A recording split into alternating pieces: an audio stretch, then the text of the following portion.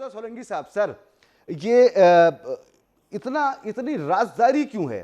یہ رازداری، پھر یہ قانون سازی، نگراں وزیر اعظم کے اختیارات میں اضافہ، اور اس کی کوئی حد بھی معین نہیں ہے کہ وہ 3 مہینے کے لیے ہے یا 2 مہینے کے لیے ہے یا 6 مہینے کے لیے ہے. اور پھر یہ بھی سوال موجود ہے کہ نگراں حکومت آ جائے گی تو الیکشن وقت پہ کرا دے گی. تو ایسا ماحول، اور دوسری طرف بات ہو رہی ہے کہ یہ معیشت جو ہے اس کے لیے ماحول سازگار اسی وقت ہوگا جب یہاں پر سیاسی استحکام ہوگا. تو سر یہ جو ابہام کی کیفیت ہوتی ہے یہ تو سیاسی استحکام پیدا نہیں کرتی؟ دیکھیں، نگران وزیر اعظم کے بارے میں جو ابہام ہے وہ میرے خیال میں اگلے ہفتے واضح ہو جائے گا. جہاں تک اس کا تعلق ہے کہ یہ فیصلہ کس نے کرنا ہے، مشورے تو ہر ایک کے ساتھ ہوں گے اور پیپلز پارٹی کے ساتھ بھی مشورے ہو رہے ہیں، لیکن میرا خیال یہ ہے کہ مسلم لیگ نون کے جو سرپرست ہیں، سرپرست اعلیٰ ہیں نواز شریف صاحب، وہ اس کا فیصلہ کریں گے. اور میرے خیال میں وہ کسی کو قبول ہو نہ ہو، ہوگا وہی جو وہ نام دیں گے. مجھے نہیں معلوم کہ ڈار صاحب ہوں گے یا نہیں ہوں گے، لیکن مجھے یہ ضرور پتہ چلا ہے کہ کچھ اختلافات ہیں پیپلز پارٹی کے ساتھ، چاہے وہ نگران وزیر اعظم کے بارے میں ہوں، نگران جو کابینہ ہے، سیٹ ایڈجسٹمنٹ. لیکن یہ ایسے اختلافات نہیں ہیں کہ جس کے نتیجے میں جو موجودہ سیٹ اپ ہے یا جو مستقبل کا جو آنے والا سیٹ اپ ہے اس میں کوئی بہت بڑی کوئی بگاڑ آنے کا خدشہ ہو. وہ مجھے نظر نہیں آ رہا. الیکشن کمیشن نے کرانے ہیں، ابھی پارلیمان نے ان کو امپاور کر دیا ہے. تو میرا اندازہ یہی ہے، پہلے بھی میں نے یہی کہا تھا کہ 8 اگست کے قریب جو ہے وہ وزیر اعظم صاحب چٹھی بھیجیں گے اور 10-11 اگست تک جو ہے وہ قومی اسمبلی تحلیل ہو جائے گی. ٹھیک ہے، آپ کا کہنا ہے کہ نواز شریف صاحب فائنل کریں گے، شہباز شریف صاحب بس ایک جو رسمی سی ملاقات ہوگی راجہ ریاض صاحب سے وہ کریں گے اور نام کا اعلان کر دیں گے. یہ آپ کا ماننا ہے. بہرحال دیکھتے ہیں آنے والے وقت میں کیا ہوتا ہے. ایک وضاحت میں کرتا چلوں کہ میں نے ابھی خبر کا ذکر کیا تھا، جس خبر کا، تو میری آخری اطلاعات کے مطابق آصف علی زرداری صاحب یورپ میں تھے اور یہ ملاقات جو ہوئی ہے پیر کو ہوئی تھی. تو پیر کی ملاقات کا یہاں پر ذکر ہو رہا ہے جو دبئی میں ہوئی ہے. جناب شعیب شاہین صاحب، نگراں حکومت کے حوالے سے آپ لوگوں کی کیا تحفظات اور کیا آپ کا ماننا ہے؟ بہرحال آپ ہی کا ایک ڈیسنٹ ایک ٹکڑا ہے جو پارلیمنٹ میں بیٹھا ہوا ہے، راجہ ریاض صاحب، جو کہ اب کھل کے کہتے ہیں کہ جی میں تو شہباز شریف کا ٹکٹ ہی لوں گا.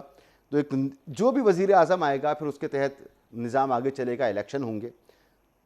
سر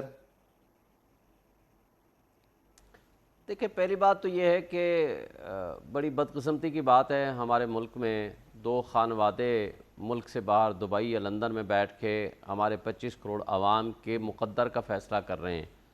بھائی پاکستان کی عوام کا فیصلہ کم سے کم پاکستان میں تو کر لیں.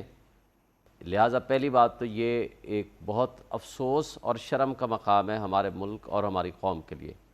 دوسری بات کہ نگران سیٹ اپ آ جائے گا، جیسا تیسا بھی آیا. بھائی نگران سیٹ اپ آپ کے سامنے غیر آئینی پنجاب اور کے پی میں بھی بیٹھا ہوا ہے.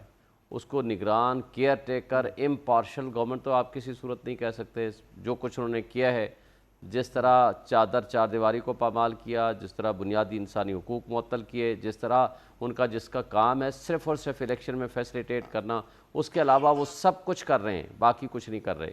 بہرحال خیر اس سے آگے چلتے ہیں. اس دوران 9 اور 10 مئی بھی تو ہوا، وہ بھی تو سب کچھ تو ہوا نا، وہ بھی تو دیکھیں نا. یہ کہہ دینا تو آسان ہے، 9-10 مئی کو اس پر بھی تو نظر کیجئے. 9-10 مئی کو جو کچھ ہوا اس کو آپ بنیاد بنا کر اگر کسی نے غلط کیا آپ قانون کے مطابق پروسیڈ کریں. کیا علی نواز عوان کے بھائی جو کہ نان پولیٹیکل ہے، وہ دبئی سے اپنی ماں کو ملنے آیا، کیا اس کی بچیوں سمیت اس کو اٹھا لیا جائے؟ کیا شہریار افریدی کو جو کچھ ہو رہا ہے، جو تشدد کیا جا رہا ہے، اور اس کی بچیوں کو اور اس کی بیوی کو ساتھ جو تشدد ہوا وہ آپ کے سامنے؟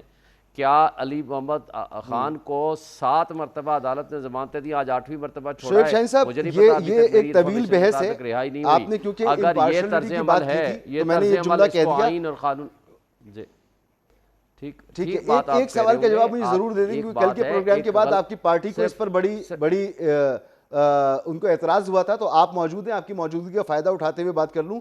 یہ جو قانون سازی ہوئی ہے نگراں وزیر اعظم کو اختیارات دینے کے حوالے سے، اس کے لیے علی ظفر صاحب نے کہا کہ 10 دن میں سپریم کورٹ اسے اڑا کے پھر رکھ دے گی.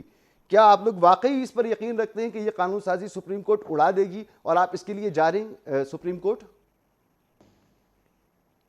ابھی مجھے فیصلے کا تو مجھے نہیں پتا کہ پی ٹی آئی نے فیصلہ کیا ہے اس کو چیلنج کرنے کا یا نہیں، لیکن ایک بات طے ہے. دیکھیں آئین کے مطابق آئین کی جو روح ہے وہ یہ ہے کہ نگران سیٹ اپ صرف امپارشل سیٹ اپ ہوتا ہے ڈے ٹو ڈے افیئرس کے لیے، only to facilitate the election commission for the purpose of holding free and fair elections.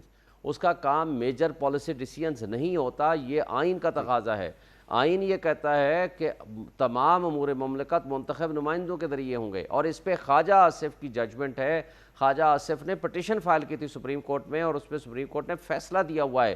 وہ رپورٹڈ ججمنٹ ہے 2013 CMR 1205 اس کا پیج ہے، اور اس کے اندر واضح طور پر گائیڈ لائنز ہیں، پرنسپلز ہیں، آئین کی تشریح ہے کہ کیئر ٹیکر سیٹ اپ کی ذمہ داریاں کیا ہیں اور وہ اس سے ایکسیس کرے گا. یہ تو پہلے تو آپ کی پارٹی فیصلہ کرے کہ جانا ہے یا نہیں جانا. علی ظفر صاحب کا یہ بیان تھا کل کے پروگرام کے بعد، آپ کی پارٹی کی طرف سے اس پہ اعتراض تھا کہ جی یہ ذکر تو کیا ہی نہیں گیا، تو آج ذکر بھی کر دیا، آپ کا اس پہ موقف بھی لیا.